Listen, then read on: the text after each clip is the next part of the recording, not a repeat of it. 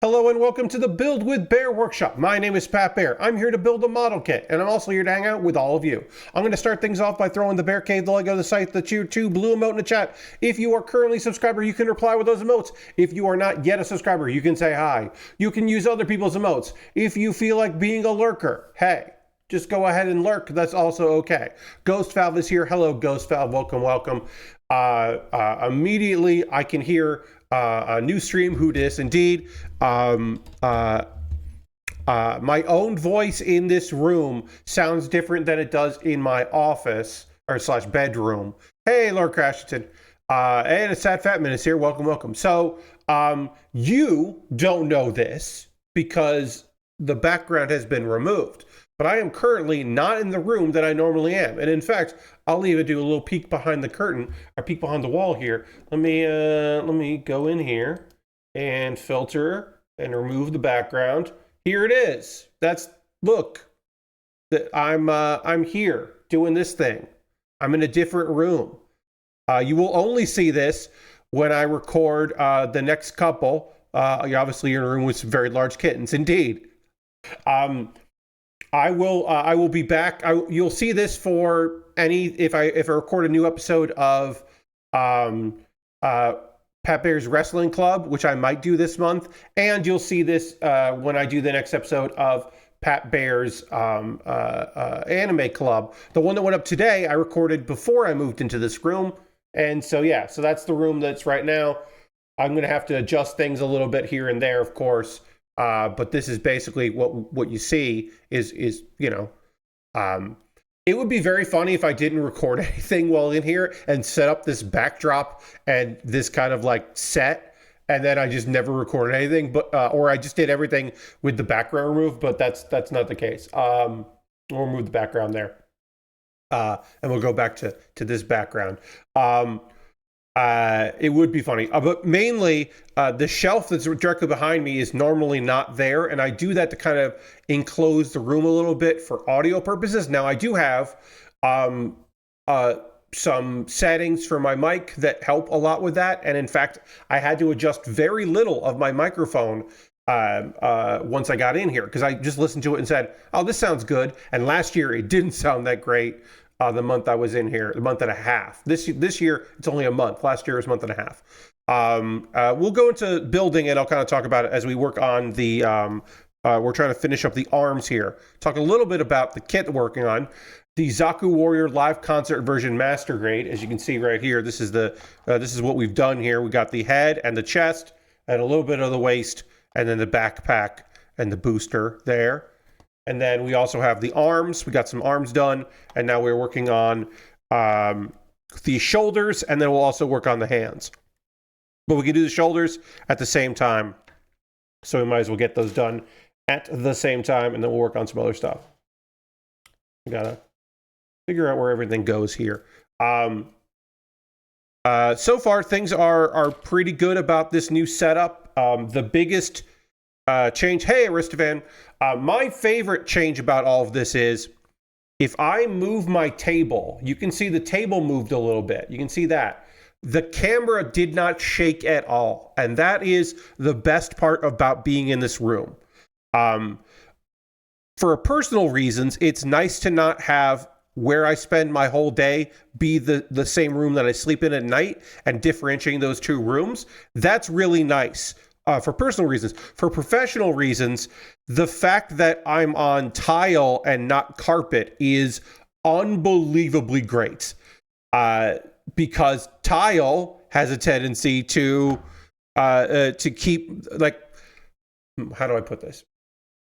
The benefits of tile are, one, my chair wheels around so much easier than it does on carpet, thank God. And two, the table that my camera is attached to, because it's attached to an arm, is right next to this table. But they are separate from one another. Now, if I tap the other table, it will move around a little bit, and then my camera will move. But if I tap the desk here, it's like my monitors are shaking a tiny little bit, but it doesn't affect the camera, because with the carpet, everything's kind of connected, which can be frustrating. So we're not dealing with that problem now, which is phenomenal. It is so nice. One of the other benefits of that is that like everything around here, I can also, this little table that's next to me that has my third monitor on it, and also some stuff that I need, some tools and various other things. Like it's where I keep my brick separator, things I don't need all the time, but it's nice to have. My tape. I've got a bunch of things on this shelf here around the monitor. But the best part about it is that the table in here can be a little bit closer to me, which means that the camera can be a little closer to me, which means my arms are not stretched out as much. Now, so this is impossible to really explain here, but my arms right now are here. Where they would be if I was building in my bedroom would be about here, which is just a little bit more leaning in. I'm leaning in less, which means that my chair doesn't have to be as tight to the table, which means my stomach doesn't have to be pressed against the table, which means I don't have to be bent over as much. And all of that is great. All of those things are fantastic things for me to be able to explain to you right now. This has got to go like this, and then it twists like that. Let me just double check. Is that what we were saying? Yes. Okay. I think I did this properly. We'll find out in a moment or two if I did or not. But anyway, really, all it is for you, honestly, the big benefit is that I'm on a wired internet connection at this very moment instead of a wireless one with a booster. Now, my booster is great, but being wired the whole time is fantastic. My upload is only slightly better because the booster does a phenomenal job. Pre-booster, my upload was not great, but having a constant wired connection, my router I'm pointing my router. It's right over there. I'm looking at my router. I can see it. Having that this close is phenomenal. It is so nice to have that this close to me. Having a wired connection is so great for all that I want to do here. It's just, yeah, it's so nice to have all of these things. Let's see. So this got to go like this, and then that twists up. Okay.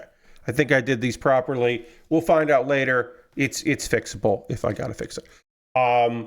Lighting in here, I think, is probably fine. I did some tweaks a little bit. I redid the white balance. I have the same lamps that I normally have. They're in kind of the same position, slightly different positions, but mostly the same with the same bulbs. So that should be fine. But I can adjust it, of course. And I adjusted the white balance and I adjusted the contrast in here a bit. To make sure that everything looked okay. But I can also fix things as needed. I don't want to tweak the audio if I can avoid it.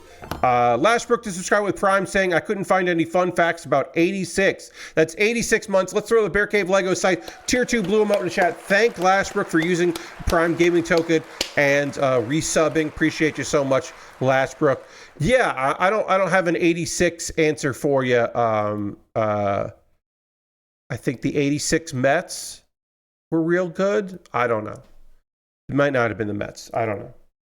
I feel like there's a sports reference of like a really solid 86 team that I don't have the ability to give you info about. So my apologies. But thank you very much, Lashbrook, for continuing to support the channel and what I do here. My voice is probably better than it was on Friday because I did stream for quite some time.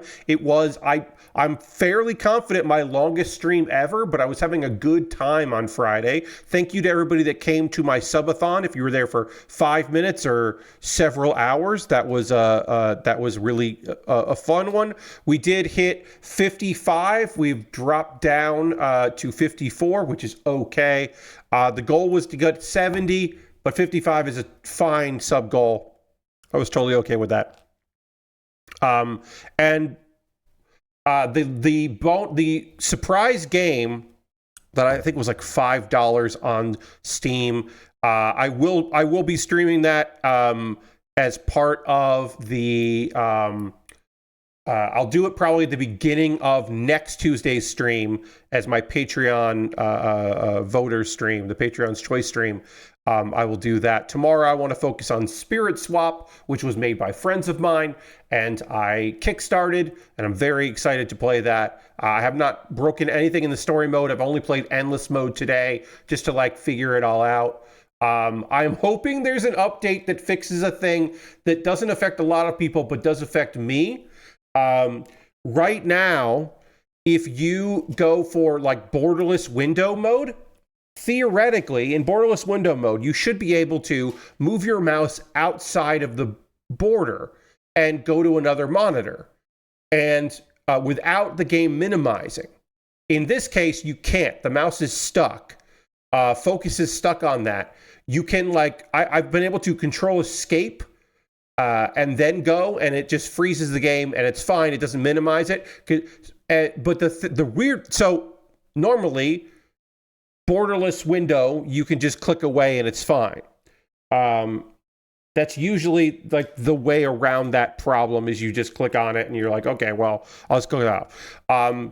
And so if that doesn't work, or if a game doesn't have that, if they only have full screen and windowed, usually if you click windowed, it will give you a smaller thing, and then I have to zoom in, but it will allow you to click onto another screen. Right now, windowed also doesn't allow for that. So you have to do the like control escape trick. And I'm frustrated by that. I will say that I am annoyed that is a element of this particular thing. I wish it wasn't. But other than that, I'm having a great time, and I'm excited tomorrow to play Spirit Swap on stream, and I hope you come and check it out.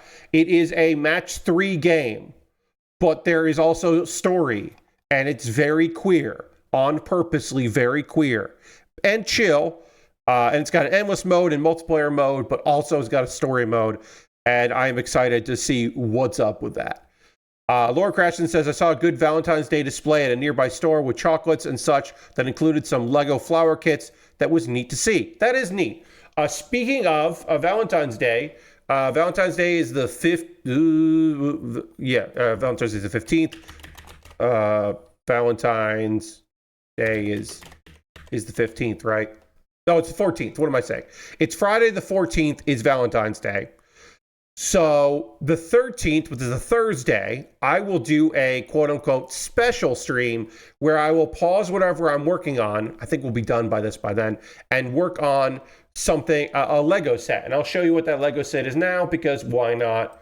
So that will be let's call it that. Let me find the image. Got to find that image. It's in here. Harold just subscribed to tier 1. That's 87 months. Thank you so much, Harold. Let's show the Bear Cave Lego site. Tier 2 blue emote in chat. Thank Harold very much for the support. That's a whole lot of months. We had an 86 and an 87. These are early adopters for the old Build with Bear. Pretty much exactly when you could subscribe. So thank you very much to both of y'all. It's the Lego heart ornament. Apparently, this will hang out and hold its shape. This is the thing that I will be building on the 13th. So I'll just get that ready. We obviously don't need it now, but February 13th. This was on sale. It was like a flash sale. Getting close to the 1 year. Yes, Harold. This was on sale. It was a flash sale item, so I picked it up because I thought it would be fun. It would be a one stream build, but it seemed neat, so I did pick that up. I don't always. Oh, you can't stay. Yeah, it is cute, Erstevan. I think it's very cute. Harold says, I can't stay, but I wanted to throw that in. Well, thank you very much, Harold. I appreciate you. Hope to see you soon, but always nice. And thank you for stopping in and hitting the old button there. I like it when people can and do resub or hit the resub notification while I'm streaming. It's nice. You don't have to, but it is nice. All right, let me... we'll look at this, make sure that's looking how it's supposed to look.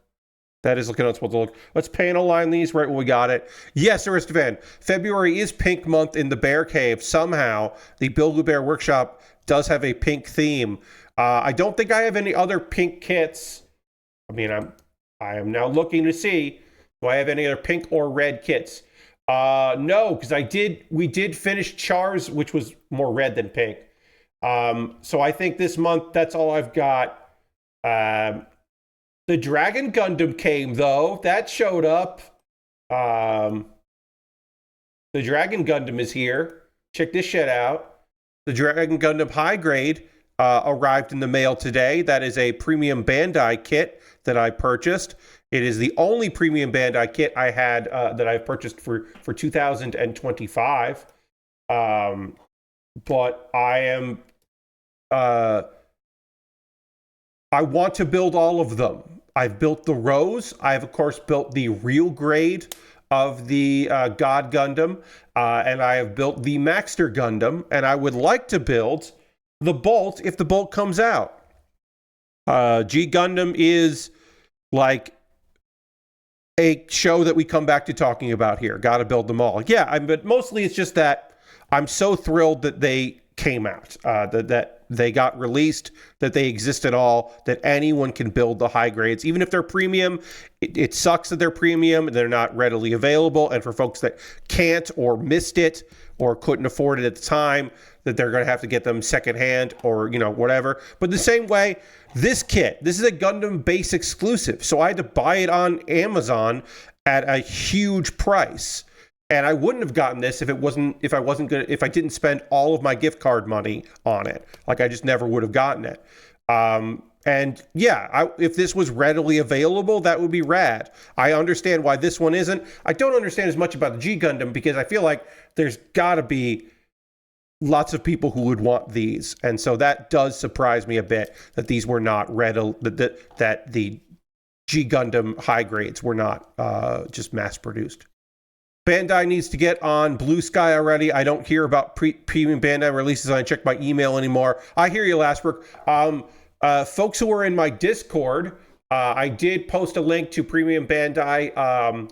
If you have never gotten into, or if you've never created an account to premium Bandai, there is a free shipping coupon that you can get if you create an account. So if you've been thinking about buying some premium kits or pre-ordering some premium kits, and you want to save on shipping, and you don't have an account in Premium Bandai, you can do that, and you can use that link to get that free shipping there. I don't get a kick back for any of that. This is not a sponsored thing. This is not a referral. This is literally me just trying to save you money if you want to buy some Premium Bandai kits.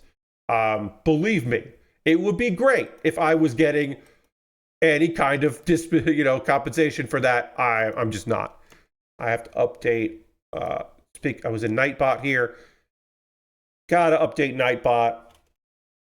Man, we didn't stream on Saturday because of the Friday stream, which means I have an episode of Dragon Ball Daima, an episode of Sakamoto Days to talk about, and I barely remember either of them. I know that we had the new Force, the knockoff Ginyu Force people were in full effect, but what happened besides them, I don't remember.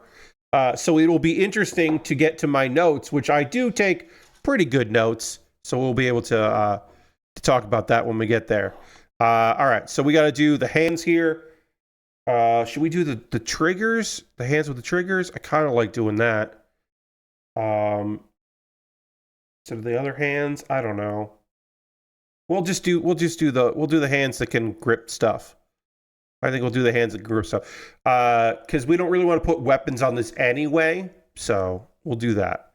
We'll do one palm and one hand. And then I'll see if I want to do something silly with it otherwise. So that'll need C12 on this hand here. I am going to build the weapons, even though they're not necessarily part of the concert version. I will eventually build the weapons, but we're gonna do everything else first. Then I need... This is going to be, so that's this side. So that's going to be C5. It's going to hold a weapon. We'll do that. Okay, so that's going to go there. That's going to go there. And then we need, these are D pieces. We need C11 and C9 on one side, and then C10 and C9 on the other. Easy enough.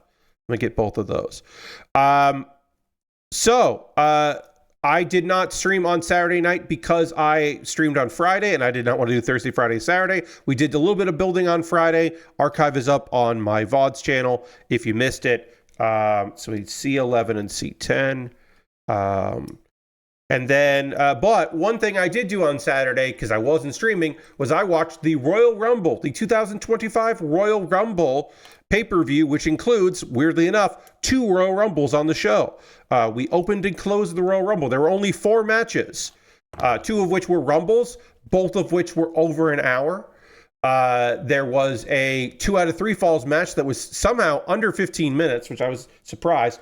And then there was a ladder match that went for 25 minutes.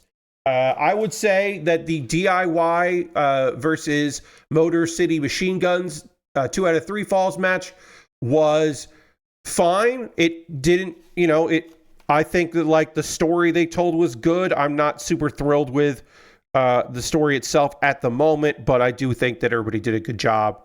DIY retained. I think that's fine. There was some good shenanigans. They pulled off some fine goofs to make that happen, which I appreciate. Some good bullshit. Only A30 and D23. Let's get the D's on here. I thought that was fine. Match of the night was probably Cody versus Kevin. I maybe like that more than the men's rumble and the women's rumbles.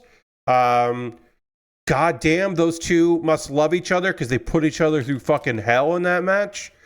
The closing shots were a Sami Zayn coming out to look after his friend, as Kevin Owens was definitely like knocked down and knocked out, and Cody Rhodes was standing on the announce desk, above him, and it looked like Cody was being a real asshole about that. It was justified because Kevin's been a jerk, but it was also like, all right, come on, man, he's hurt. What are you doing? Why are you being this way? Stellar match. If you're going to go back, if you got Peacock and you want to go watch it, rough match to see some of those ladder problems. Yes, Lord Crashington.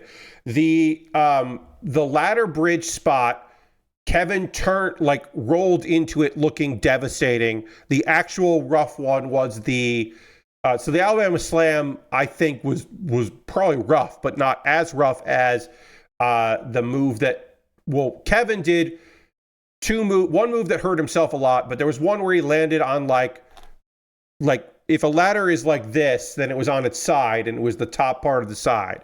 That looked brutal, and there's no way that didn't hurt like fuck. Breaking off rungs of a ladder to use as a weapon was something I have seen before, but it's been a while. So it was nice to see that again. But just a brutal fucking match that really went like too goddamn far. And I do like the idea of Cody is not a heel, but Cody might be facing a babyface at WrestleMania. We don't know who. At the time of this stream, I cannot tell you who Jey Uso picked because I don't believe he has picked who he's facing. Spoilers: Jey Uso won the men's rumble, and he gets to fight either Gunther or Cody Rhodes. And my assumption is he fights Gunther, who he's like, I can beat you, and I'm going to beat you at WrestleMania. Whereas my guess is John Cena, who has already declared himself for the Elimination Chamber, probably wins the Elimination Chamber and then wants to face Cody. That is my guess, because whoever wins the Elimination Chamber gets the other match, and my assumption is that Cody is going to pick Jay is going to pick Gunther, which would leave the winner of Elimination Chamber facing Cody. And I think like having Cody is a white meat babyface who isn't afraid to get dirty now and again, to fight hard. He did cheat to beat Kevin with an object that Kevin had brought into the match to cheat with, and Cody took advantage of it. So it's like, yeah, I don't mind it. I don't mind him having a little bit of an edge. I think it's better to have him edge than for him to be not the edge or edge, capital E, just edge, lowercase e. I think it's fine for him to have a little bit of a personality like that, a guy that's willing to go for it, because it's more well-rounded than just a flat version of like, oh, the ultimate hero. I think having some dimension to the character will further delay the audience getting sick of him. The opening match, Rumble, was the Women's Rumble. Charlotte Flair won. She is now the first woman to win 2 Rumble matches. She will face either the Raw Women's World Champion, who is Rhea Ripley at this time, or the SmackDown WWE Women's Champion, who is currently Tiffany Stratton. It is believed that it will be Tiffany, which is, in my opinion, a mistake. Tiffany is a heel. They did not turn her face.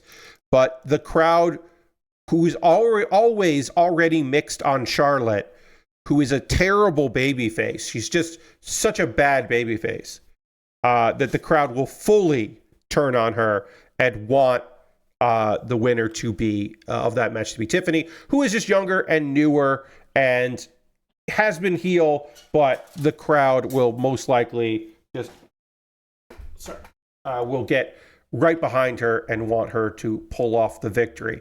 That's just my opinion on it. I don't know. I could be fucking wrong about that. I could be misreading crowds, but the crowd was ready when Tiffany cashed in and won. The crowd was cheering and they were ready for her to be face, and then they decided not to make her face. And I think that's because they knew that she was going to face Charlotte, who they want to be this like top woman, tough as hell, cool as hell, but she's just such a good heel. She's naturally just a heel that I don't know if the crowd is going to go for it. And then other things about this match. This match had it had only a couple returns. Trish Stratus. Who's that? Trish Stratus returned. And Nikki Bella returned. And those are your returns, which is actually, in my opinion, nice, because the Women's Rumbles have relied on former talents a lot. Like Michelle McCool had like the elimination record for a while, and it's like that isn't good. Can't have that. So I like that it was a lot of NXT ladies. Of course, there was two unaffiliated wrestlers who were not on the SmackDown, NXT, or Raw brands. The return of Alexa Bliss, who got one of the best reactions of anyone. Her return got a huge amount of buzz from the live crowd, which was really nice to see. So that was cool. And the debut as a WWE superstar of Jordynne Grace. Jordynne Grace, who is phenomenal, who came in as a TNA representative last year, is now signed, and they announced it that she's signed. She got to do some stuff. I wish that Jordynne Grace had eliminated maybe like 1 or 2 more women, because she only had 1 elimination, and that's a bummer. Nia Jax has had 9 eliminations and did not need those 9. Like, we get it. Yes, she's the big gal. Jam to subscribe with Prime. That's 83 months. Let's roll the Bear Cave Lego site, tier 2 blue emote in chat. And thank Jam for the continued support. Got a lot of people renewing, which is great. So thank you very much for that.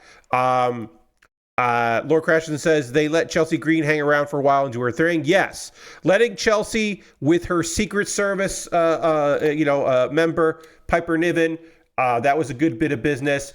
Piper only had 1 elimination, which is a shame. I would have liked to seen Piper eliminate a couple more people and maybe had the Nia spot instead. That would have been nice.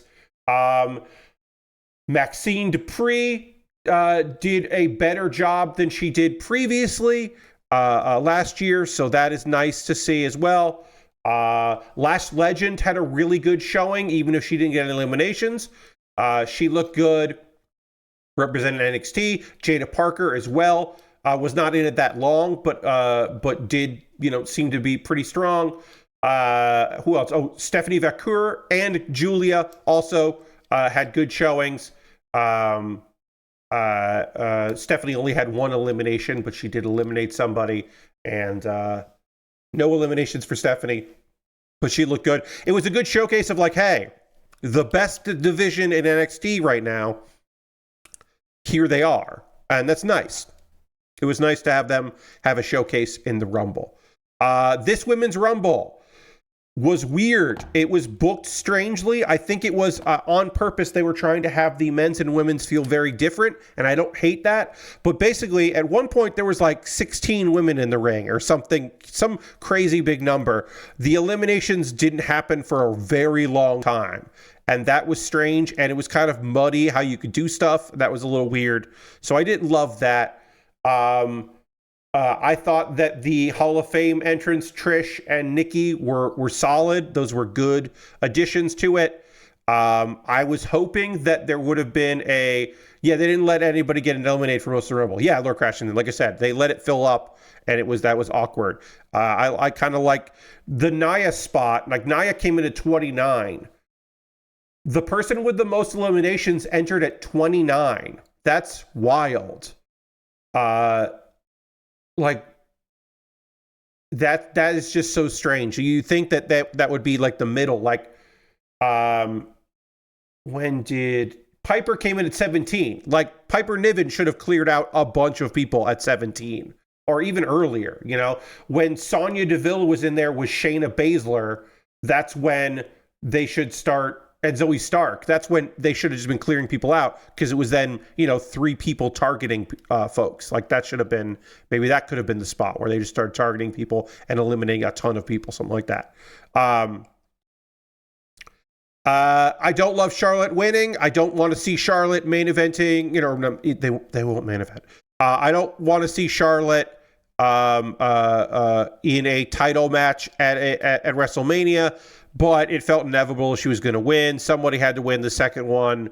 Of people that didn't come back, apparently Alexa Bliss was kind of a last-minute addition, and Shotzi had that spot and lost it, which is a shame, but Shotzi's not really doing anything, so it's not the biggest issue in the world. Folks were surprised that Becky didn't come back, but it seems like she's taking even more time off. She's doing other things.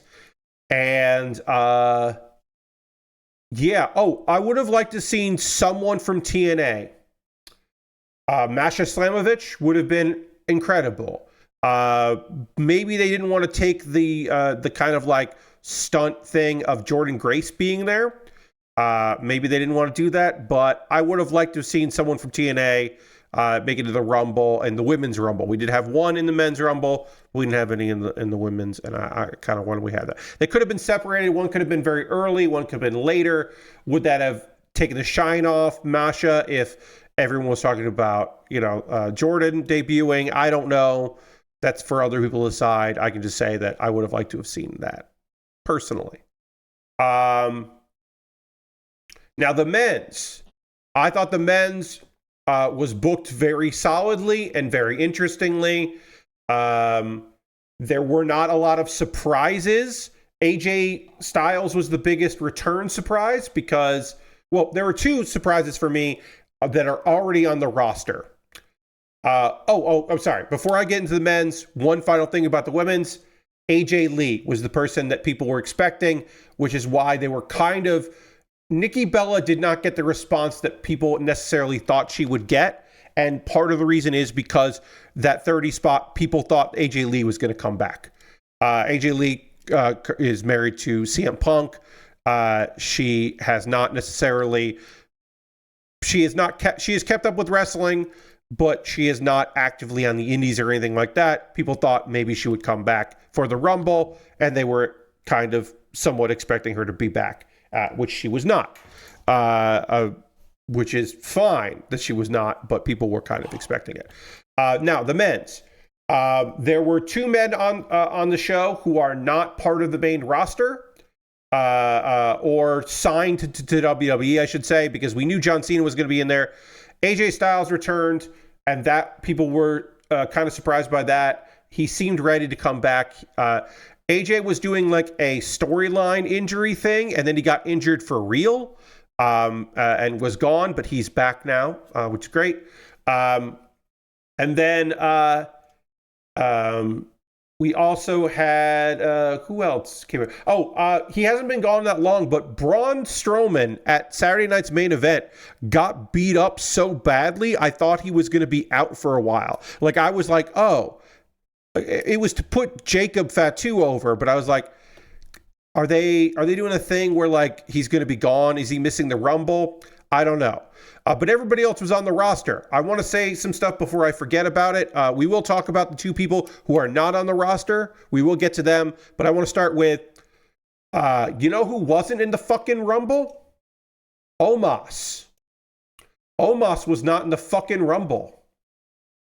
Now, if you're saying, well, Pat, who cares? It's just Omos. Here's the thing. Omos was in Indianapolis. He was at the fan experience. You could get photos and signing with Omos. Omos was there. Omos, this week, was in Japan, working at Noah as part of like an agreement with WWE. He didn't like run out there and do it on his own. They wanted him to be there, and he was there.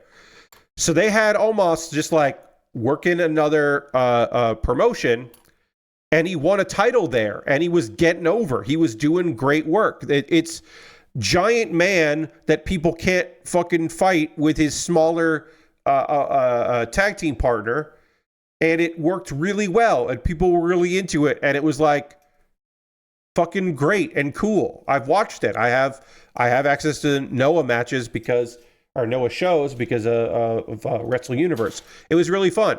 So I was bummed that Omos never came out. I was like, they fucking brought him. They had him like give up the belt and brought him back just to not do anything. Now, is it possible that he was always supposed to come back and he was never booked for the Rumble? It was just when his time was up and they didn't want him to lose the belt, and instead they just had it. So he gave up. Like, that's possible. That's shitty if that's what happened, but it's possible. Anyway, I was just bummed about Omos not being in there. That was the one that I was like, oh man.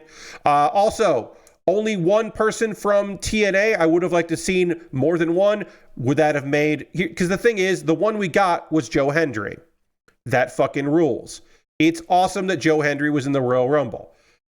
I would have liked to have seen Joe Hendry eliminate anyone. Be in the Rumble for more than 3.5 minutes. Not get eliminated by Roman Reigns kind of out of nowhere. I have complaints about Joe Hendry in the Royal Rumble and what happened there. But the fact that Joe Hendry was in the Royal Rumble, I cannot complain about, because that is a wild, weird thing. It's just cool as hell. It's just fucking cool as hell, and I'm so happy for Joe, because that dude has worked his ass off. He is a comedy wrestler who got buff as hell to work and started working smarter, not hard, smarter and harder. And he is a fountain of positivity and such a good dude. I'm so happy for his success, which includes being in the fucking Royal Rumble and having his fucking song that he sings in the Rumble, because he sings his own theme song. It was cool. It was fucking dope as hell. Sorry, I'm having trouble getting this together here, so I'm gonna give me a little bit of time to get this on. I don't know why I can't get this on right. They're like, stick these two pieces together, which they don't really fit well together at all. I put this piece on this piece. Okay, and then shove it in this. Okay. And you should do it all at once. And then it doesn't work. I'm going to do the thing where I make sure that these are all the right pieces. F114 and F113. We'll look at that. 14 and 13 have been removed. So yeah, okay. The other person who is not a WWE employee, he is not on the roster in any capacity, was the number 8 entrant, I Show Speed. He was only in there for a minute. He did get eliminated by Otis, which rules. That is cool as hell. Wait, I Show Speed did have an. Did he eliminate someone? Is that right? Wait. Who eliminated? Hold on.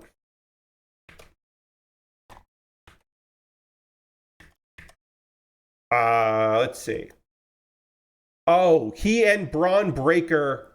That's right. Braun Breaker helped, and I Show Speed eliminated Otis. And then I Show Speed got tossed out of the ring by Braun Breaker and caught by Otis, who then dropped him.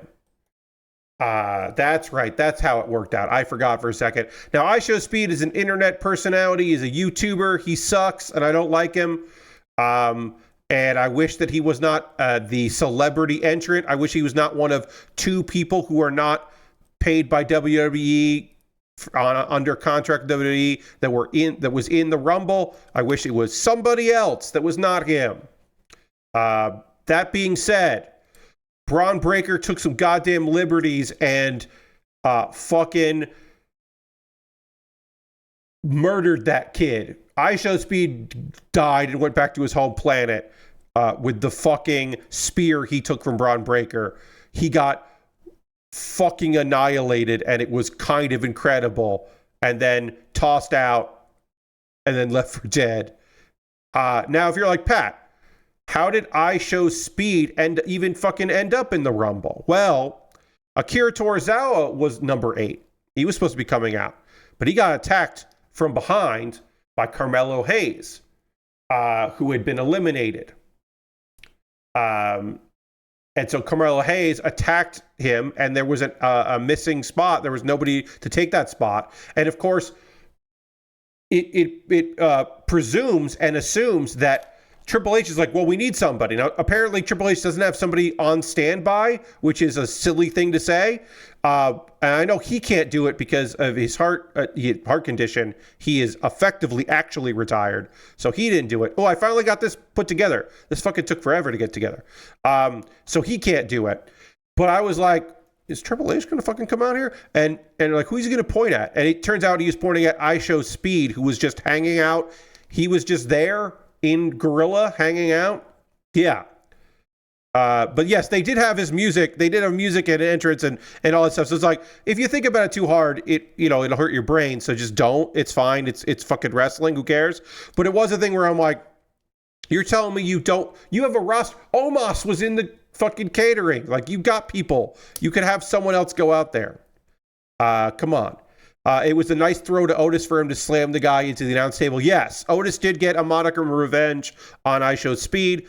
He is willing to take some fucking bumps. I bet he did not think that spear was going to fucking destroy him, though. And if I Show Speed got a concussion, I would not be surprised. Would not be shocked at all if that had given him a concussion. This whole fucking piece is so weird, and I don't know why it's not coming together properly, but it is not coming together properly.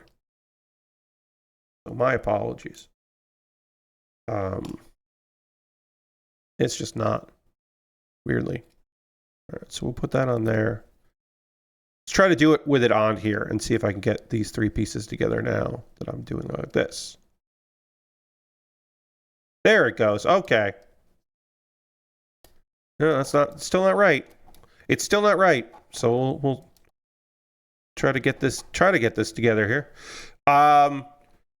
As far as other people, Penta immediately fucked up. Having Rey Mysterio at number 1 and Penta at number 2 was fucking awesome.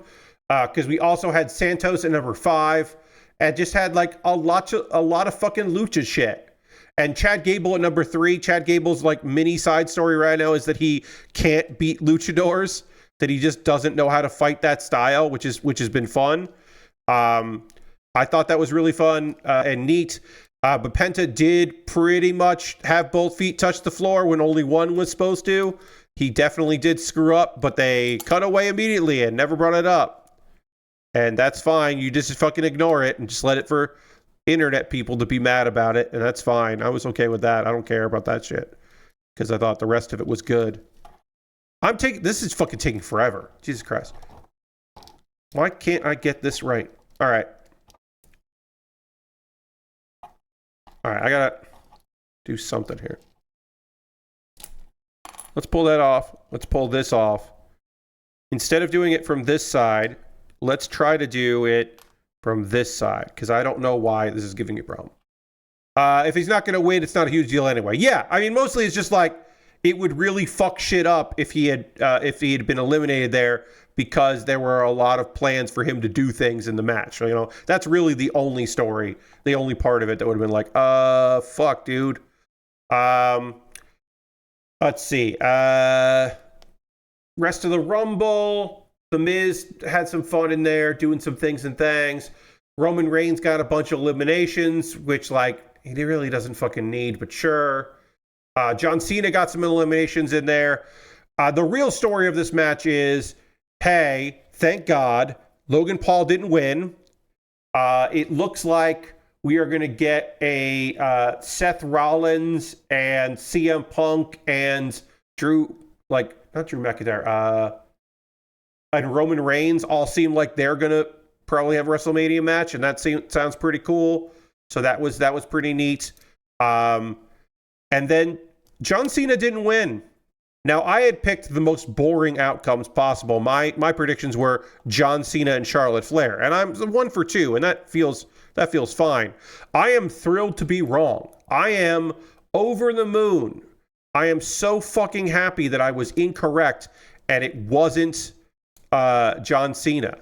I think John Cena is probably still going to have a title match. But John Cena, here's the thing with John is, he doesn't fucking need to declare. Like, you don't need to have John Cena say, hey, I need to win the Royal Rumble. Like, John Cena can challenge a champion and get a title shot for just being John Cena. So him winning the Rumble didn't feel like it needed to happen. Okay, so I've got it now on this side. Can I get these? Can I connect these two together now and finally move on from this shoulder? We're going to move to the legs next. Haven't been able to work on the legs because I got to do this and then we got to panel line it.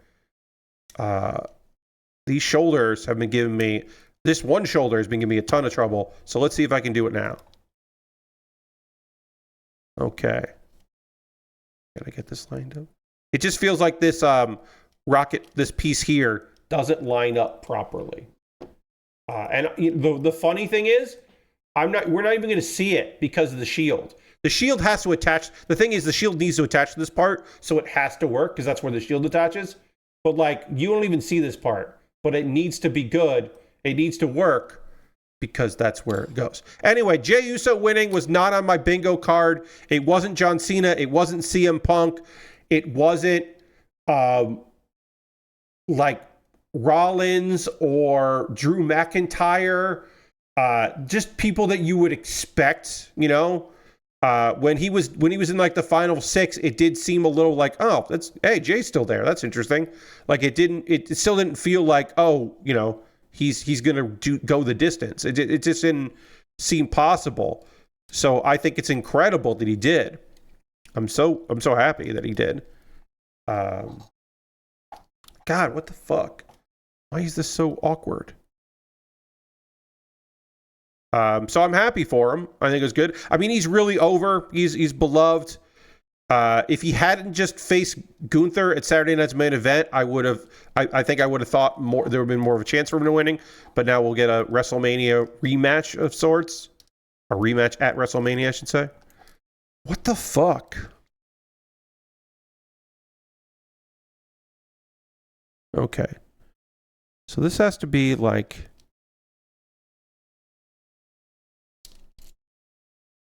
overall, I thought the night was good.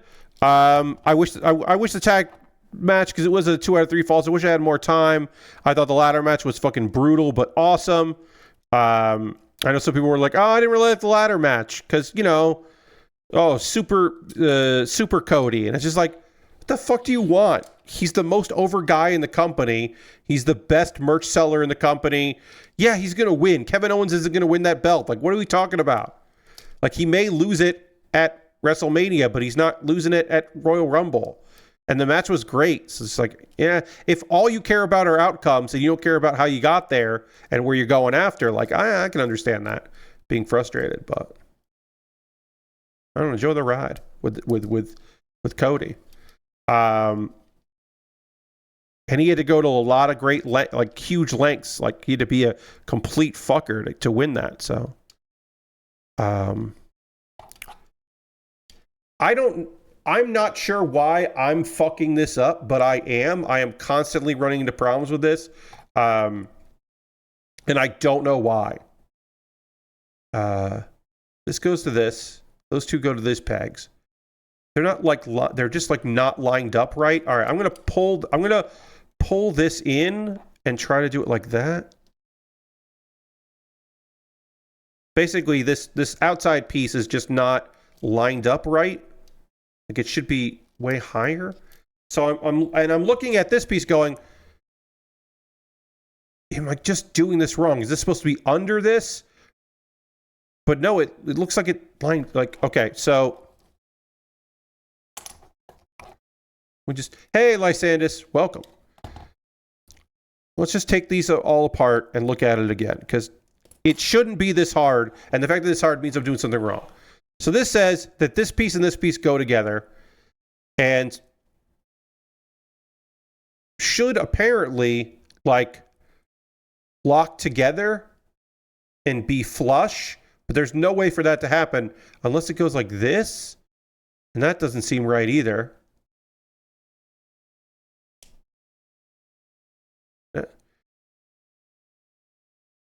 And I'm like, what possible, like, these are the right pieces. So Lord Crashington, they're different shoulders, of course. They're designed differently because this is an asymmetrical kit. The shoulders are very, very different. So they're different pieces. Now, looking at this, it looks like it should be flush, which would be like this. So maybe this photo is wrong. And I've been going like this because that's what the photo looks like it is. You can see right there. I'll show you here. This image makes me think that it's like this. But maybe it's actually like this. And the image is just bad.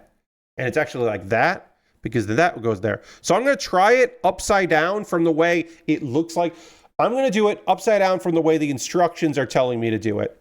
Because maybe the instructions are just, that image is bad.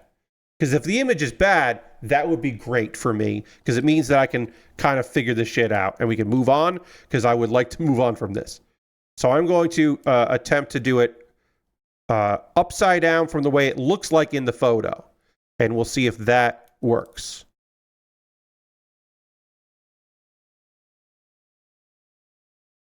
I'm going to be so mad if this just instantly works out for me here. If I put this piece on and it instantly just snaps together, I'm going to be so mad because it means that this image is bad. And that shouldn't be the thing. That shouldn't be the problem. God fucking damn it. It was upside down. That's so frustrating. That image is terrible. That illustration is fucking awful. I had it wrong. I had it upside down. It went together perfectly, and it looks like that, and that's how that looks, and then the shield attaches right there. That's fucking infuriating. Let's see. We'll save full details of WWE 2K25 for a day where we don't have something to talk about, which could be Thursday. We'll see. I'm saving that. In an update to a previous story about Multiverses coming back, Multiverses is shutting down again. I will admit, myself, your friend Pat, I have not played Multiverses in quite some time. I just have not had the drive to do it. Basically, my friends my friend crew was playing Helldivers a lot with some multiverses, and then we all moved to Marvel Rivals, which is the game we play when we play together. It is now Marvel Rivals. Oh, that just looks so weird the way it looks in the diagram. Yes, the diagram is just a bad drawing. They should have given me the art of it completed, and then I could have looked at it and gone, oh, okay. But it didn't give me that art. It just, the art of it, of this piece right here, is just very bad. It's drawn poorly. And that was very frustrating. Anyway, but yeah, Multiverse is done. You will be able to continue to play it offline, but there won't be any refunds if you spent money on it.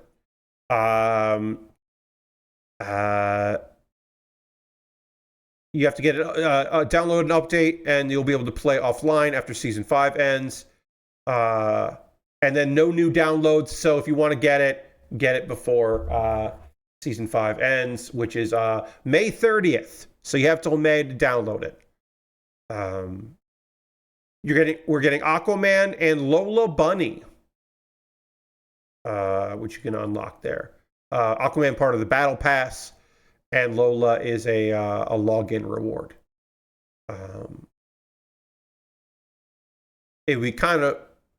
I understand why Aquaman, they want to honor the people that spent money on battle passes or worked hard to do it for free. So I understand that. I don't understand the Lola Bunny, like, as a login bonus. Just give people Lola Bunny. Like, if you are account, like, you know, just give it to people. They should just give everyone Lola Bunny. So that's weird. It's the whole thing's strange. It feels like, I mean, it's Warner Brothers we're gonna do. Yeah, Lord Crashington. I mean, I don't know that, but I know. I know the answer to the question you just asked without actually knowing it. People don't stop getting horny for cartoon characters. It just doesn't, like, that's more generational. Like, we still need a few more generations. Like, I don't know if people are still horny for Betty Boop. People used to be very horny for Betty Boop, and I don't know if 2025 people are still horny for Betty Boop. But like, Lola Bunny has been in the public consciousness for a while, but not so long that she becomes irrelevant for horniness. And I don't want to keep talking about that. I guess it might just be kept on a down low. Yes. The other thing I want to talk about before we take our pause for the cause is there is a John Gonzalez has returned to Obsidian as a creative director.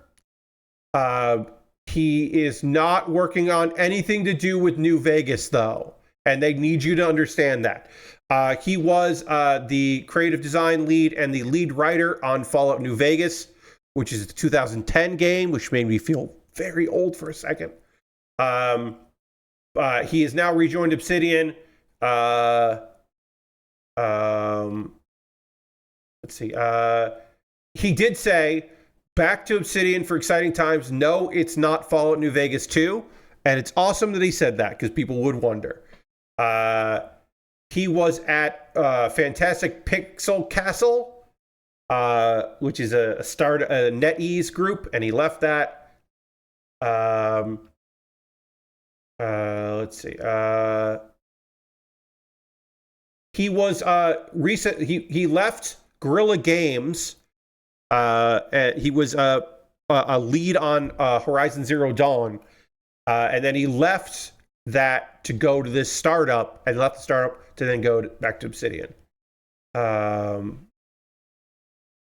We don't know what he's working on, but he did just say, hey, I'm not doing Fallout New Vegas and 2. And I think that is totally reasonable for him to say.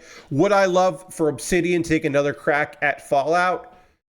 I mean, not right now, because they would be using Fallout 4 tech.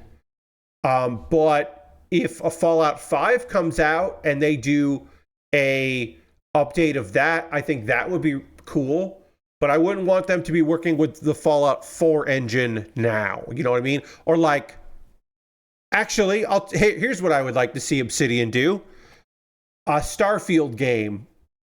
Use the Starfield engine and all the Starfield assets and tell a small, really cool story in the world of Starfield. That would be neat as shit. Well, it would probably be the Starfield engine. Yes, I say this. What I'm saying is, I don't know if they want to make a new Fallout in the Starfield engine or if they would just be doing a quick turnaround in the Fallout 4, because that's New Vegas is just 3 with a lot of paint on it. So that in my mind, if they did another Fallout, it would be in Fallout 4 with new paint. And I would not want to see that as much. But a Starfield, like a named Starfield, yeah. That could be rad as shit. But anyway, I'm glad I like it when people understand what fans think of them or think about them, right? Because like him coming back to Obsidian doesn't make people think, oh, he's going to lead like a Horizon Zero Dawn like game. Like, ooh, a new sci-fi franchise for Obsidian because that's what he's really good at. No. He was the lead writer on New Vegas, Obsidian's beloved, Fallout game. So if he goes back to Obsidian, people would naturally think he's working on New Vegas. And he seems aware of that, and that's nice. It's nice that he seems aware that that is what people would be like, oh, hey, well, what are you doing there? Like, he gets it, and I think that's good. I am taking a pause for the cause. This is my opportunity right now to talk to you, the viewer, about ways, yes, Lord Crashing, it won't stop them, but it's good to at least understand that, you know? I'm going to talk about ways that you can support what I do here. Everything I'm about to talk to you about is optional. You're under no obligation to do any of these things. If you would like to do something here, you're more than welcome to. I just, I want to give you all of the options so you can give me money if you wanted to. I never want you to think, oh, if only there was a way for me to support Pat financially. Support Pat financially. I said support Fat financially there for a second, and I didn't want to say that. If you want to support me financially, here are ways to do it. If you are a subscriber to the Build Bear Workshop, you can throw the Bear Cave, the Lego, the site, the Tier 2 Blue Emote in chat. You can let the people know being a subscriber is the easiest way to support what I do here through cash money or your Prime Gaming token. If you Amazon Prime and you link it with your Twitch, you get a token. You can use that token for anybody. If you want to use it for me, that would be great. You could definitely do that. We had 3 people renew their subscriptions tonight, 2 of which with Prime and 1 with cash money, Harold and Jam and Lashbrook, which is very kind and very nice. If you want to be like them, you can subscribe. You could gift a sub. It's February. It's a new month. If you want to be a person that gifts a sub, join the gift sub leaderboard, be top of the leaderboard, you could do that. Bits and coins are also always appreciated. If you want to cheer, you could be the top of the cheer leaderboard. That's another way. John's here. Hey, John. Sorry, I just want to check something real quick here. Okay. Yeah, that's fine. That has not up. My AdSense has not updated yet. I was just checking it to see if it had updated. Usually takes a few days into February or into the month to do that. Now, those are all the ways you can support me here on Twitch, which is the easiest way because you're already here and, you're already in the system. There are other ways, like my Patreon at patreon.com/PatBear. Over on my Patreon, there's a $1, $3, $5, and $10 tier. There are different rewards for different tiers. Consider joining me on Patreon if you want to. You can jump over there on the Patreon and get in with that. Also, I have a YouTube channel at youtube.com/PatBear. Subscribing to YouTube is, of course, free, so please do that if you would like. While you're over there, you could become a member, and for just $2 a month, you would get my Wednesday videos on Tuesday. So tomorrow you get a video for February. It's a new theme. So if you want to see the video there, you could do that. I won't tell you what the new theme is, but my patron, $5 and $10 patrons, and my $2 YouTube members will find that out tomorrow, what the new theme is for February. Let's see. Those are all monthly ways to support me. If you would just like to throw in something into the tip jar, the virtual tip jar, well, I have a Ko-Fi and a PayPal, and you can make donations that way. Everything I make through direct donations through YouTube, which includes AdSense, so watching my videos helps me out. Through Patreon and through Twitch, all goes into a fund, and out of that fund, I pull out money to buy model kits. I was able to pick up this kit that we're working on currently because of your generosity. I was able to do that. Normally, I would use the gift cards to buy a bunch of kits, but I know that I have a good backlog and I've got money coming in that I can then spend on model kits, so I don't have to worry about that at this very moment. If you, though, if you would like to decide what I'm building next, nothing from my backlog, you're like, no, Pat, I want to be in charge of what you build. You can buy something from my Amazon wish list. If you buy something from my Amazon wish list, it will, of course, come to me in the mail, and then I will make a mailbag video about it. It'll be on my YouTube channel about the thing you purchased. And then, of course, it'll jump the queue and be the next thing I work on. And that's the least I could do. On my wish list right now, I've got Lego sets, I got model kits, I have inexpensive kits, I have expensive kits, kits that are on sale, kits that never go on sale, some recent Lego that I added to this, a bunch of things and things that I would love to put together, some Pokemon kits, some knockoff Lego, some brick kits as they call them, all kinds of different things and things, some entry grades, master grades, all kinds of stuff. All the way to very, very expensive stuff on the wish list. And of course, at the bottom of my wish list is some gear, because maybe you want to help me out. You want to buy me a new pair of headphones. You want to buy me a iFixit kit that I can use so I have new spudgers and also can do some other repairs, stuff like that. You want to do that, you could buy those things. You want to get me a new external hard drive. So I have a 1 terabyte external. That would be nice. You could do that. You don't have to do that. You could do that. Buy me a bigger, better Stream Deck, not Steam Deck. Sorry, Stream Deck. I'm not the first. I won't be the last to get those confused. Oh, sorry. They just I got recommended a Lego set. I want to see how many pieces it is before I put it on my wish list. How many pieces are you? 290 pieces. All right, I'm going to do it. There is a Sonic the Hedgehog Lego set that I am now putting on my wish list because it looks neat. It's got Tails. I would love to build Tails. And it's it's Tails versus Metal Sonic. And it looks cute. So that's on my wish list now. You can buy that and I'll build it on stream. My alternative to Amazon, because I know there are people who just don't want to buy on Amazon, and I fucking get it. It sucks there. But my alternative to my Amazon wish list is my Throne wish list. So you can buy something from Throne if you want to do that. And if you want to support me financially, but you want to do it in the most convoluted way possible, if you need a dozen steps in order to help me out, go to USA Gundam Store. Follow the link there. At USA Gundam Store, you will buy a gift card code, or buy a gift card. You will get a gift card code sent to you in your email. Then you can send me a whisper on Twitch or a DM on Twitter or Blue Sky or Mastodon with that gift card code. And then I will use that gift card code to buy something from good old USA Gundam Store. It is, again, the most convoluted way to support me. It's ridiculous to even consider it, but you could do that if you wanted to. I guess you could also send me a message on Discord if you wanted to, but I don't know, with the code. Let's see. Speaking of Discord, hey, I have a Discord. You're more than welcome to come hang out there. We're going to get back to building in just a second, but I wanted to share some links to some videos for you to check out. Pat Baer's Anime Club. I got a new episode of Pat Baer's Anime Club out, and I would love for you to check it out. Please watch this episode of Pat Baer's Anime Club.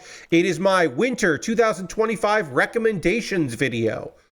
There's always so much anime. There's just oodles of anime out there, and maybe you aren't sure what to watch, and you're looking for something to check out. So I made a video where I recommended 4 shows. Just 4 shows, different variety, different styles of shows. Only 2 isekai. You can probably guess what they are based on the shows that I talk about, on stream. But yeah, so I did my recommendation video. Please check that out. And then also, Kuma Baer is my weekly anime recommendation series. It's all recommendations this time around, but that's the weekly one, under a minute. They're YouTube shorts. I talked about my favorite shows from the fall 2024 season, and the fifth show I talked about was Demon Lord 2099. Demon Lord 2099 is it's not an isekai because he's in the same world, but like the Demon Lord got betrayed and then he came back millions, like hundreds of years later. And science has caught up to magic, and not a lot of people remember how cool magic is.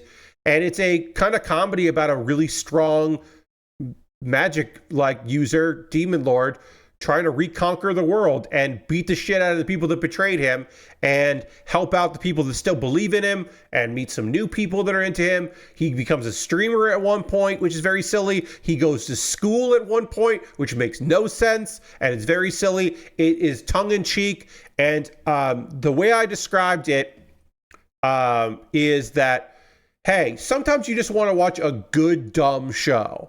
If you are looking for a good, dumb show from the fall 2024 season, that's Demon Lord 2099. It is very silly and knows that it's being silly, and it's having a great time doing it. So I recommend that anime. You can watch my 1-minute explanation as well.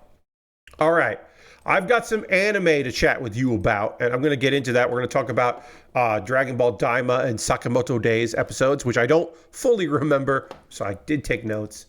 And then we're going to get back here and start working on the legs of this kit. Before we do that, I do need to drink some water, and we have to dramatically transition to the overhead camera, which we will do right now.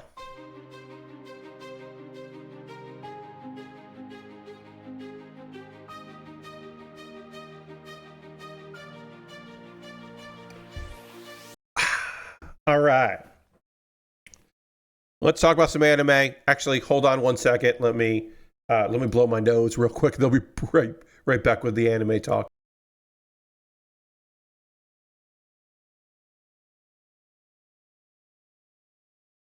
Sorry, got a little bit of a winter cold here. It doesn't help that I talked so much on Friday that my voice was not happy with me the rest of the weekend. It's fine now. It's better now. I don't know if it's fine, but it's better. Anyway, let's panel line this shoulder, and then let's start working on the legs. While I talk to you about episode 16 of Dragon Ball Daima and episode, 4 of Sakamoto Days? Was that? Yeah, 4. Again, I watched these over the weekend, so I have to remember. My notes will jog my memory. Excuse me. Episode 16, Dragon Ball Daima.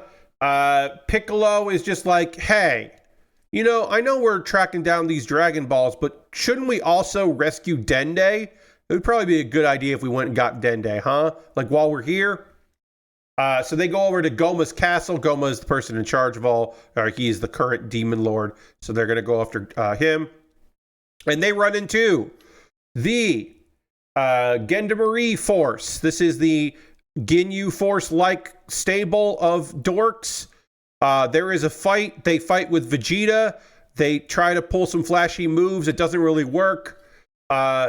Vegeta just wipes the floor with them, as you would imagine. Even in his chibi form, Vegeta is way stronger than all these dorks. Then they capture them.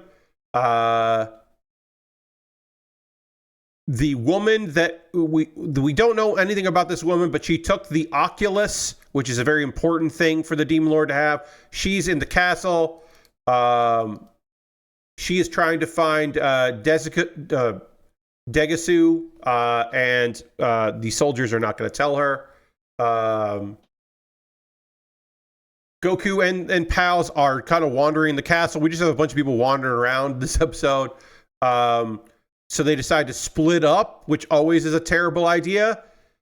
Bulma's like, we're going to stand out if people see us all together. And it's like, you're going to stand out no matter what.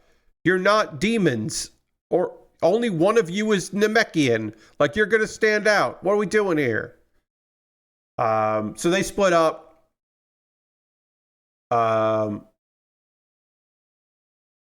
Let's see. Pansy is with Kaiden's group, but she switches because she wants to go hang out with Goku, which is just like There's no good explanation for that. It's just something that had to happen in the story. That is my feeling on this episode, that like no rhyme or reason. Sometimes events just need to happen, so they do.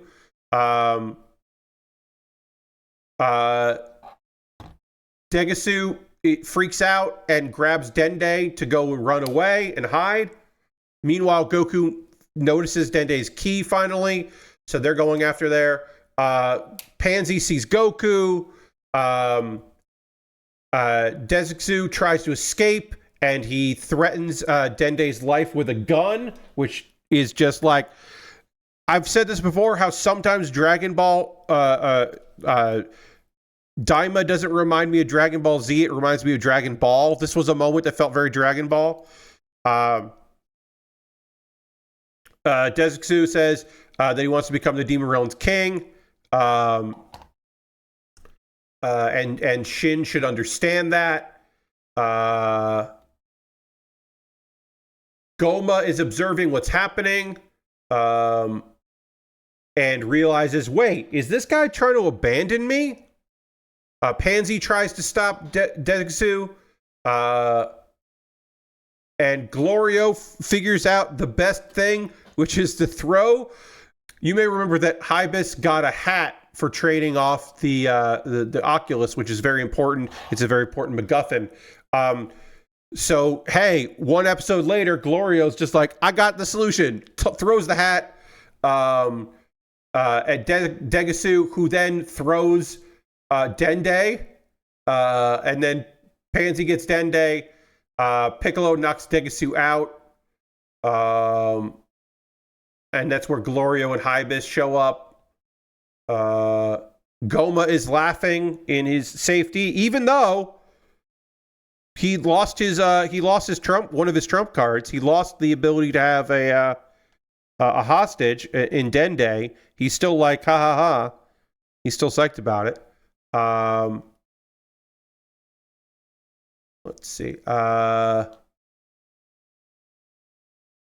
And we find out why, because apparently that woman that got that took the Oculus that Degasu hired gives it to Goma.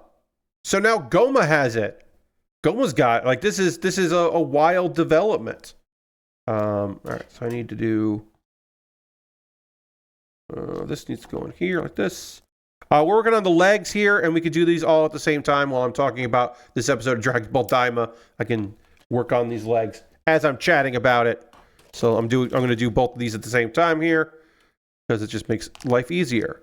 14 and 13. Yep. Okay. That's why I'm not talking about what I'm building. Okay. So, Degasu gets carted off. Glorio is like, hey, we should try to get more of the Dragon Balls before we fight Goma. We should go after Dragon Ball 1. So Goku and the crew go over there. And they run into not the, because you remember that Dragon Ball's already gotten claimed by the Majin Buu clones. So Arinsu and Ku and Du are there, and Arinsu's just like, yeah, we got this ball. Goma takes the Oculus set and bribes the woman to put the Oculus on his forehead, and then she runs away as he starts to transform, and the episode ends with Goma being all like transformy in a close-up shot, and so we'll see that in the next episode. I would say the fact that the Gemindari force being goofy was not bad, but them being completely pathetic and being one-shotted by Vegeta was a little bit of a bummer. I mean, like, I wasn't expecting the Ginyu Force wasn't strong, but the Ginyu Force did have, like, the leader of the Ginyu Force did have a weird ability, and like they took time with it. And we don't really get that here. We just get a lot of goofy shit with them, and the fights weren't even that cool or fun. It's just Vegeta one-shotting a bunch of dorks. One nice thing about this episode, there were no plane malfunctions. No planes or spacecrafts were damaged or broke in this episode. And I am grateful anytime that happens, because it is a trope with this fucking series that is ridiculous. But that didn't happen. And I do like the idea of this woman is just like, I don't know, I'll make money. I'll just deliver it to this guy. That I thought that was pretty funny how that worked out. Okay, so how do you go together? I now feel like I need to second guess all illustrations, because that one was just so wrong that it really threw me off. So now I'm like really second guessing and double checking it, or triple checking every single thing I do on here. But we're gonna get one of these parts of the leg together, and then we'll do it on the other side as well. So not my favorite episode, but like certainly not the worst episode of Dragon Ball Daima. But again, I'm still enjoying it. I'm still watching it. I'm still gonna keep watching it, and we'll talk next Saturday about the next episode. It's just not like, it's not my favorite series this season or anything. Okay, so now I need D16 and D15. Excuse me. Sakamoto Days, episode 4. The episode 3 was a fun one where we got to see everybody kind of like coming together. We got a bunch of lore dump. We like see some villains. We found out there's a bounty on our guy Sakamoto. And we learned about the Don Dekai agency that are definitely like out for blood and after our guy, and looking to win that bounty. We don't know who sent the bounty, but we did. We also were introduced to a master of disguise guy that was into Sakamoto. We have a little conversation, a short conversation between Boiled and Obaguru, who are members of the agency, but we don't really know too much about them or what they're up to. The guy that poisoned Shin, in the last episode, they are interrogating him, trying to figure out what's going on. And meanwhile, Shin, it's really close to after the events of the previous episode, because Shin is still hurt from the fights, which were good.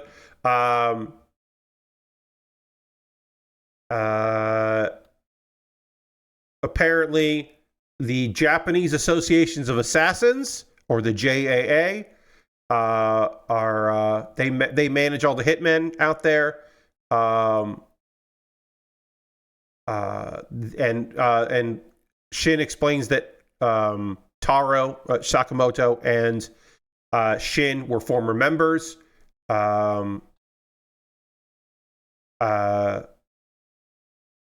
Meanwhile, the wife and child show up, and Shin doesn't say that this is the person they're interrogating that poisoned him. He tries to keep them out of what's going on, because you may remember that our boy Sakamoto, his current life exists because he's promised that he left that life behind and that he's not going to kill again. That is his penance, which so far has worked out okay, but could end up being an issue later. But right now is seemingly pretty all right. We'll see how that works out. But they're trying to keep like that while they were having a fun day at the park, a bunch of people tried to kill them.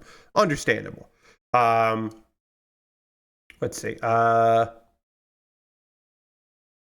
Shin tells the person they're interrogating, yeah, we're going to take care of your weapons. But they're not going to kill him.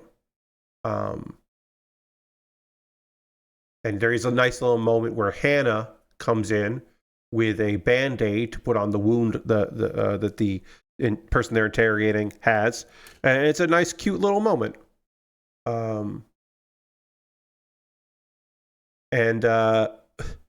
Because they're still at the amusement park, the guy, they leave him alone, and he's like, think I'm gonna ride the roller coaster before I go home. And it's a fun little moment. It's a small little moment where he's just like, oh, maybe I'm gonna ride. Maybe I'll just ride that roller coaster.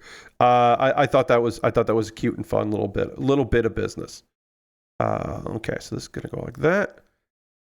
Nice thing about master grades, they are very detailed. Bad thing about master grades, they are very detailed. You know what I'm talking about. Let's see. Shin has a revelation possibly because of the poisoning, most likely because of the poisoning. He can no longer, at the moment, oh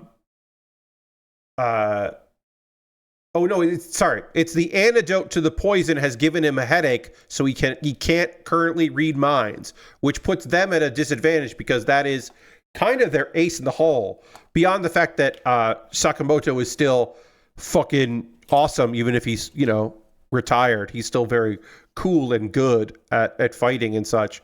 But yeah, one of their big benefits was Shin being able to read minds. Meanwhile, we find out that the guy they had captured and then let go, his name is Tatsu. He has a run-in with the other members of the group who are mad. And they're like, yeah, we're here to take out Taro, which is, of course, is Sakamoto. Tatsu then has like a monologue to camera about the boiled in Obaguru, and then they're a duo and like very strong.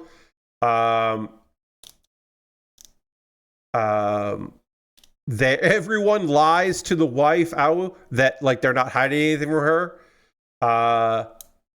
And she's just like, why don't we go to a different theme park? Like, she understands what's going on. Like, she definitely knows something's up. So she's like, let's go to a different amusement park.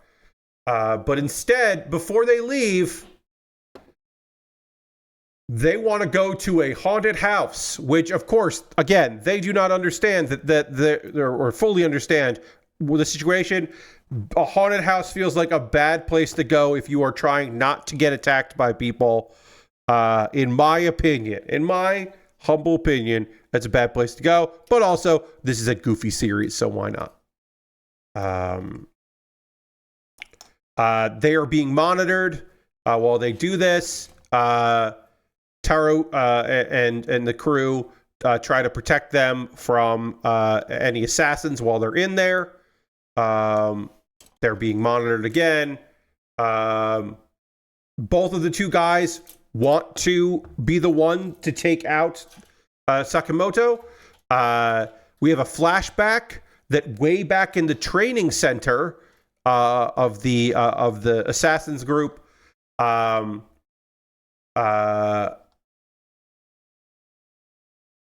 wanting to hang out with Sakamoto. Like, apparently Boiled thought that Sakamoto was pretty awesome and like was just like, oh yeah, we're basically companions, like, we can hang out and stuff. But a bunch of he has like a lot of fangirls at the time, and that makes Boiled think that Taro isn't as hardcore or hard-boiled as he would like, which is such a weird. Again, so to explain that better, I think, Boiled was like, oh, Taru is like one of us. Like, Taru fucking gets it. And then Taru is like popular with girls, which made Boiled be like, this guy sucks. It's real incel behavior.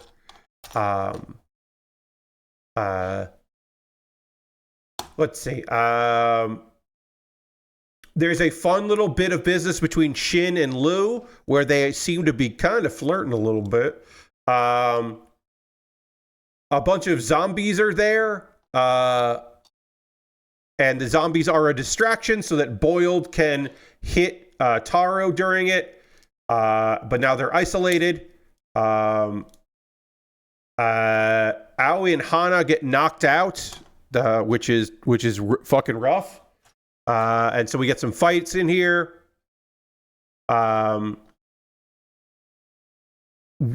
Apparently, because she was so scared of this haunted house, Lou has been drinking, and so she's going to try to fight one of the guys with a drunken fist style, which fucking rules.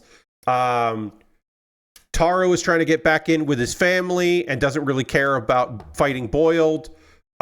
He does not remember Boiled at all, which really makes Boiled upset. He's just like, no, come on. And that's not working out. Obaguru is fighting Lou. Obaguru, of course, they didn't know this was happening here. They're trying to take neutralize Shin. Obaguru decides he's gonna play with his the conquest. He's like, all right, you have to hit me every 10 seconds. Let's see. And it's like, if you fail, then this chainsaw is going to cut through Shin. They're just it's like, these guys were just introduced in this episode, but they're treated like they're mid bosses. And it's a little weird, but it's one of those things okay, well, we'll go with it. Why are we spending so much time on these characters? But sure. Okay. Let's see.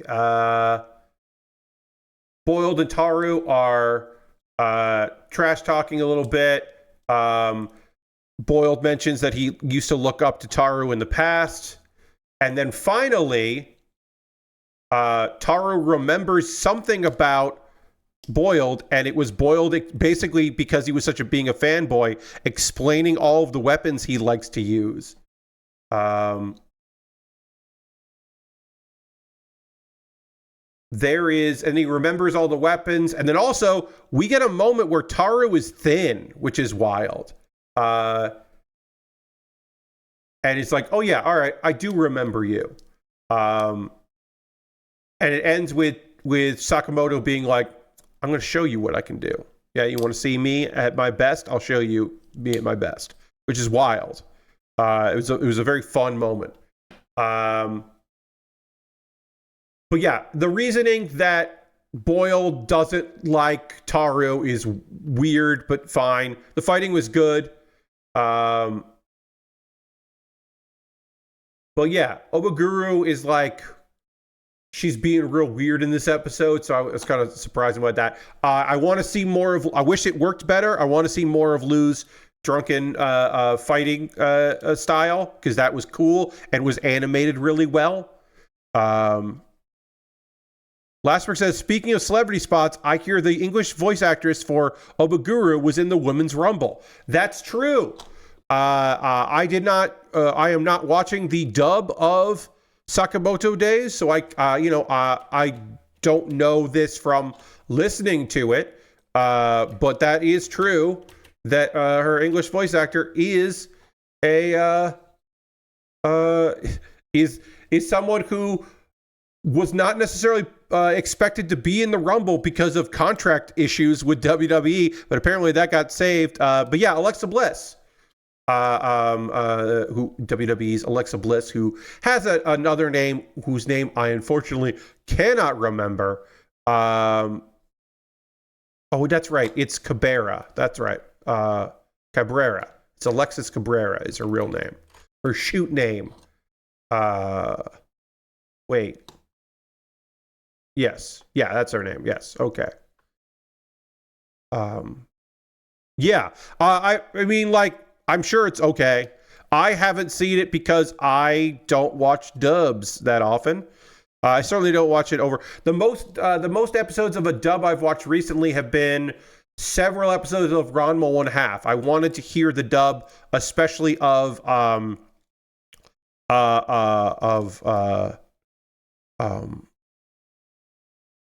God, why my name blanking here? Shampoo. I wanted to hear Shampoo's English voice. That was something that I really wanted to hear.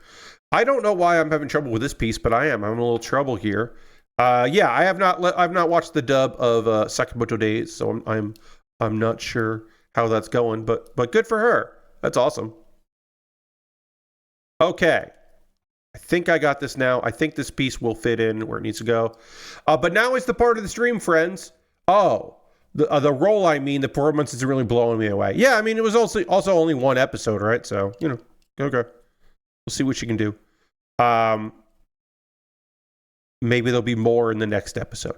Now is the part of the stream where I want to hear from you. What are you watching right now? What are you playing? What are you up to? What are you into? I always like to hear from you about what you got going on, because it's always nice to hear. So let me know in the chat what you're up to for over the weekend, because it's been a little while, because we didn't really talk much on Friday about what y'all are into, because I had a lot to do on Friday.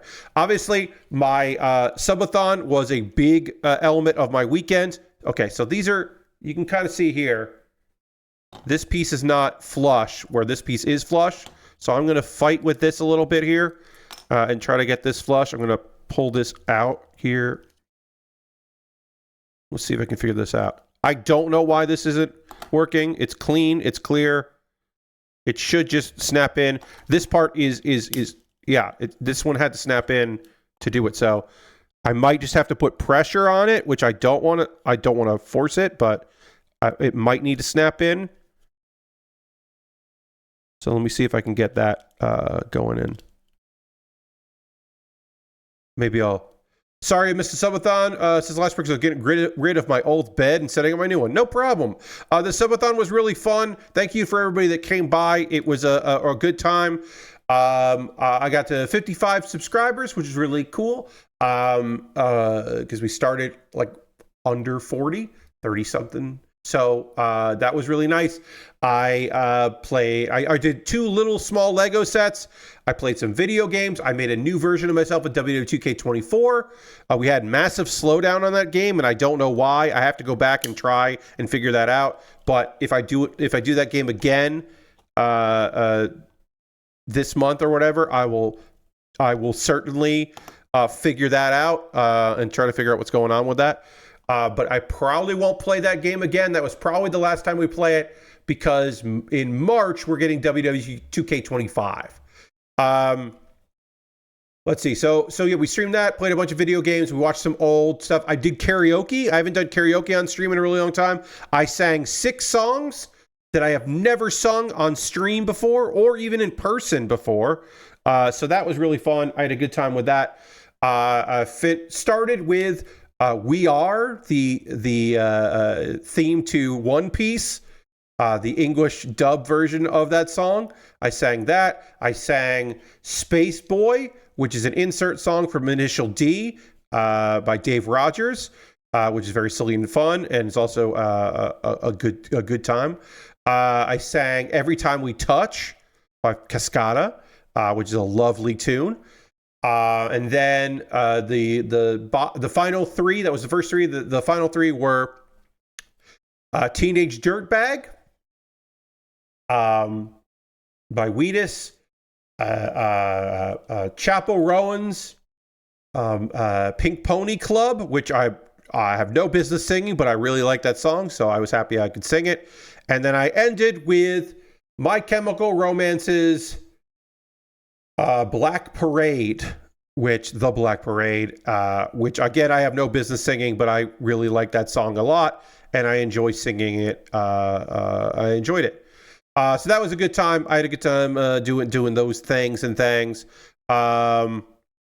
We did not play the mystery game. I did not show one of my favorite wrestling matches of 2024, but we did have a good time with everything else, and I thought that was a fun one. I played Hearthstone as well. I ended the stream by playing some Hearthstone, and I might do more Hearthstone this month.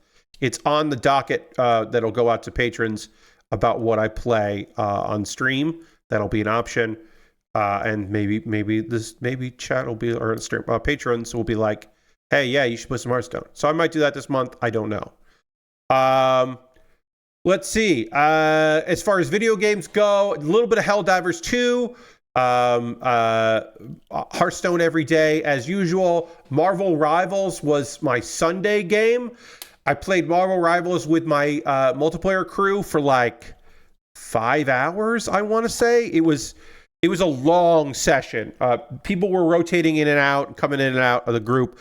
I stayed strong. I think I took a break for a snack for like 25 minutes and came back and wanted to play more. And it was just a real long, lazy day of doing that because I had nothing to do. Saturday, I moved all this gear into this room and watched the Royal Rumble, which we talked about. and then watched Collision, the West Coast replay of Collision, because there was like a half an hour in between, and so I was like, well, I might as well do that. So that was a lot of TV time, even though it was on stream. You know what I mean by that. So I did a lot of that, and then Sunday, I had really nothing to do. So yeah, I just played Marvel Rivals for like a lot of hours. This session, I believe, was like 5 hours, and I took a little bit of a break at one point, but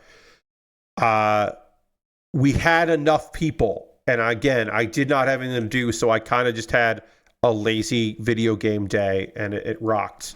And then Sunday night, I watched some wrestling with some friends. We watched a wrestling show that we wanted to check out, and there'll be more of that this weekend. I'm going to watch the Super Bowl on Sunday with people, in a Discord watching along.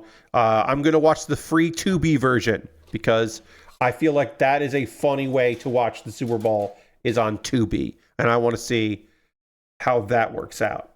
I don't know if that's actually funny, but to me, that is a funny idea that it's on Tubi. So I'll watch the Super Bowl that way. And there's more wrestling this weekend to watch as well. There'll be, it's on in the morning, a Saturday morning show, so a Friday night show of Tokyo Joshi Pro Wrestling that will have English commentary, and it's always fun when that happens. So I'll be watching that on Friday night. I'm going to read what y'all been writing. Lashbrook says, I watched Sakamoto Days, which is better than I expected. Yeah, I would agree. I'm enjoying it a lot. Lashbrook has been watching Prison Break, and it's wild to have a definitive series ending in season 4 and then just have 2 more episodes. Oh, wow. Yeah. I don't know anything about how that show wrapped up, but I believe you that it was definitely done, and then they just had more episodes left, which, that's not super surprising. Sometimes a show is done, and then there is an order for more episodes. That just happens sometimes. Okay, so this is going to go like that. Okay, that makes sense. That does make some sense. Okay. Sorry, I wasn't sure how... We're working on the legs now, and I wasn't sure how this goes together, but I'm understanding it now. So then I need these 2 pieces for this next part. Let's see, what else we're in. Aristovan says, after finishing Lego Horizon Adventures, I'm now playing Visions of Mana, a very gentle action RPG for 2024. Yeah, I've heard decent things. I'm not much of a Mana person, but yeah. You're also rewatched a bit of Andor for reasons Civ 7 tempts me. I understand. I got you. Sometimes we get tempted by those games. Mjo says, starting to watch Adachi in Shimamura. I love that. So enjoy. That's a great series. Halfway done with Macross 7, kind of in between games. Totally understand him, John. I know this is the point where people have been like kind of wrapping up the games they meant to play last year. And the new game, the new hotness is coming out, but hasn't yet. I played like 10 minutes of Spirit Swap today just to kind of refamiliarize myself with controls, because I played a bunch of it in demo form because I was a Kickstarter backer, so I had access to some of it early, but I just haven't played it in a while, so I wanted to get familiar again. But I'll be playing more of that tomorrow for folks that want to watch my stream tomorrow evening at 9 p.m. Eastern right here on this very channel. I'll be checking out Spirit Swap, which came out today. And is a match 3 game with chill music and a story, and it's made by a lot of queer folks, a lot of folks of Arab descent, a lot of very cool people. Shout out to Alex, my friend Alex, who's a real one and a cool friend. That I'm very excited about that game. I'm glad it came out. They thought it was going to come out last year. It's been in a tough time and tough for the whole team as well. But I am glad that they are now at the point where they fucking finished that video game. They launched that video game and it's out. And I'm excited to play it on stream tomorrow. Let's see. Lord crashed in and watched Groundhog Day yesterday to celebrate the holiday. You also did a lot of deliveries in Euro Truck Simulator 2, hell yeah, to finish up the Greece event before it ended. Nice. Which involved getting a lot of ferry trips between the various islands they have available to drive to. That makes sense, but also not necessarily something I would want to be doing. I don't know if I would want to be going on a bunch of ferry trips in my trucking game, but I don't know. I'm sure there are plenty of people that love that shit. Lashbrook did not watch Groundhog Day, but did watch the Time Loop SG1 episodes. Nice.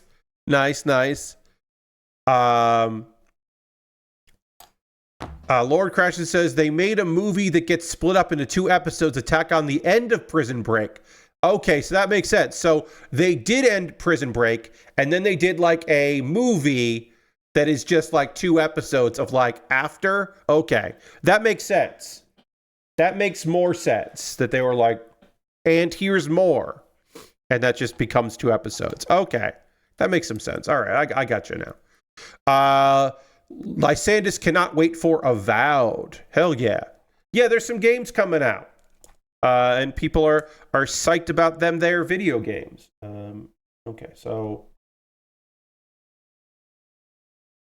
which you should be. Do I have something that I'm excited about video game-wise coming out? I mean, Spirit Swap was the game that I was definitely super excited about myself. Okay, sorry. So this goes here. I know this part goes here. That makes the most sense. This part goes here. And then this part is going to go like this. That makes sense, right? The thing that I'm not sure about is this piece here, where this piece goes, because it moves. Does it go in front of it? It must go in front of it. Or does it go under it? What about this piece? Where does this piece connect? I mean, it looks like it goes outside like that, but then it doesn't do anything like that. Sorry, everybody. Yeah, all right. It must go outside because it couldn't really go inside, so it must go outside. But it just doesn't snap into anything. But it rests like that? Okay. My assumption is that there's another piece that locks onto this, the armor that locks onto this piece that makes it make sense, but right now it doesn't make any sense. Video games are back. Hell yeah, they are. Yeah, Spirit Swap is definitely the game that I was most looking forward to. And like, I'm looking forward to watching people play Monster Hunter when that comes out, because I don't want to play that game, but I do want to watch people play that game. Because that's something I like. I would like to see that. All right, let's do the other part of this now that I figured that one out and figured out what I need to do there. Dirty's here. Hey, Dirty, saying, I've been plugging away at work and keep my head down. Play through Final Fantasy VII Rebirth and watch Lucifer. Okay. I've watched like random seasons of Lucifer. I don't think I ever started from the beginning, but at some point reruns of it were on a random thing, and I was watching those. And I don't know. Lucifer's a show you could watch. I was like, this is pretty fun. I'm pretty into that. I never was so into it that I like made a point to go back and watch all of it. Maybe I could. I don't know. Maybe I should. I don't know. The show the anime that I don't talk about on a weekly basis because I didn't talk about season 1 as it was airing, so it's weird to jump into season 2. Solo Leveling is so fucking good. God, it's so fucking good. Great. This week's episode, great fucking what do you call it? Cliffhanger. Great cliffhanger in this episode. Really just like, wait, what the fuck? Like, I know what the fuck because I've read the manhwa, but like anime only we're probably just like, oh shit. It was real good. I'm into it. That show is pretty fucking rad. That's gonna do it for tonight's stream. But we didn't get as much done as I thought we would because I really struggled with this shoulder piece. But we got the arms done, we got the shoulders done, we did the feet, we got some of the legs done. So we're working on this thing. I don't want to say we're gonna. Let's see. Let me just look. We still have a lot to do with the legs. This is gonna be Saturday or Thursday. Thursday is gonna be all the legs here. And once we finish the legs, we got to do the waist, and then we're like pretty much done. And the shield. So we might finish this on Saturday, but my thinking is we're going to finish this up on Monday because we still have stickers to put on, which I haven't put on any of the stickers yet, and the water slide decals have to go on too, which we're kind of saving till the end. But we do have stickers, the water slides. We got a bunch of water slides, and then we'll have some stickers to put on as well. So this is going to take a little while to do all them stickers because the water slides take time. So my thinking is we're going to do this until Monday. That's going to be my guess. But that is going to do it for tonight's stream. We are going to end things with a raid, though. That is how we end every stream around here. We're going to go find someone doing cool shit and go spend some time with them. And I hope you come along on this raid with me. Let's see who we're going to go raid, who's doing stuff that we want to hang out with. It is a Monday, so we should see if Mary Kish is streaming tonight. Can we celebrate Merry Monday? We cannot celebrate Merry Monday, unfortunately. No Mary Kish stream tonight.